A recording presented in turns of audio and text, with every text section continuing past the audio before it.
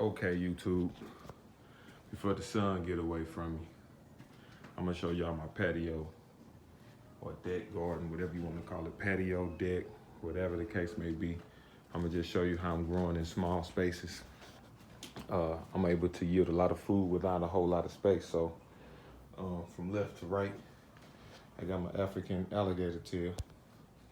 Has many medicinal uses, but we'll say that for another video. I got my pineapple, which I'm gonna transplant soon. I got Cherokee purple tomato, that's an heirloom tomato that I'm gonna grow in this small container here. Then I got cherry tomato along with sweet basil. I got cayenne, hot cayenne pepper. I got Swiss chard. I got an entire row of spinach. I got seascape, strawberries. I got dill. I got parsley, cilantro. And then I got red bell pepper and then mint by itself. And also, what I did was I planted a nice variety of,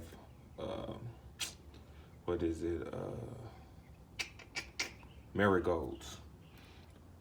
Also to help complement and help with pests and bugs, insects and things of that nature. So the next stop is to the gardening store, hydroponic store, whatever the case may be, to grab me some ladybugs. All right, and I can also say that for another video. And then in this pot here, I got blue agave along with some babies. There's some babies in there somewhere. I transplanted one, gave to my sister, but I think I got one or two more in there as well. So that's my blue agave. And then I got some aloe here. So I got things for medicinal uses as well as edible. All right. And what I did was, me and Mr. L, Mr. Gardening with Glenn. So check out his channel. He's gonna be growing this channel.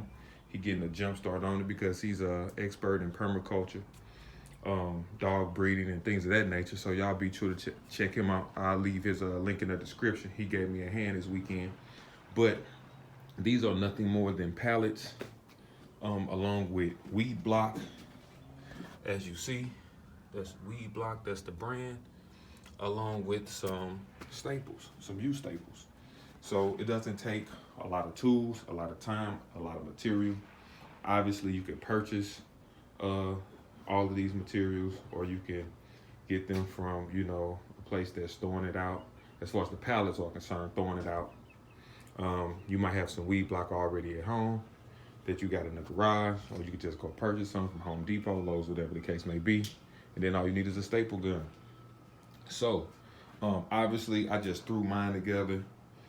It wasn't gonna be perfect. It wasn't meant to be perfect. It wasn't meant to look great. But if you need one designed and built out for you, and you in the Phoenix area or St. Louis area, just hit me up. Of course, I can come through and make sure yours is designed and built to perfection. Even painted if you want. Obviously, mine is not. Mine is in the most minimal, appropriate way as possible. And that's what it is, and this is what it looks like. All right, I have to do a full video. I did get footage of the entire process, along from picking out the pallets all the way to completion. But I don't really feel it's necessary. You can kind of get the point, especially if you're familiar with pallets, you're familiar with weed block, and you got you a staple gun. It's just that simple. So my purpose was to go to the grocery store less this summer, purchase less food, less produce, and use that money that I saved to invest in my future and my family. So here it is. I'm usually gardening in the ground and in the backyard, but I'm no longer in my house, and I am in a condo, so therefore I had to get creative while I'm in Phoenix. And when in St. Louis, I could plant directly in the ground. So one more quick look. I'm going in pots and containers, and then in a pallet.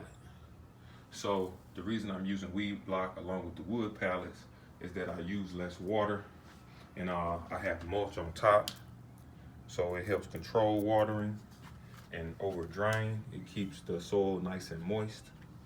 Okay, And then my organic material that I used was potting soil, along with mushroom compost and peat moss. All right, and then I top it off with a nice fine mulch at the top. And the marigolds should bloom within the next month or so. So I'll give you guys an update from week to week. I'll do my best to anyway, and keep you guys posted and in the mix so you can see how everything is doing. Because if you familiar with Phoenix, you know heat up in the summer, but we up for the challenge over here. All right, so like I said, shout out to Gardening with Glenn. I'll put a link in the description so y'all can check out his channel. He's just getting started, but trust me, it will be growing exponentially real soon, because he's into many things. He's an expert in other things. So it's all about self-sustainability and maintaining what you have and making your best use of space. So that's another look. I'm gonna sign out, and I'll check y'all next time.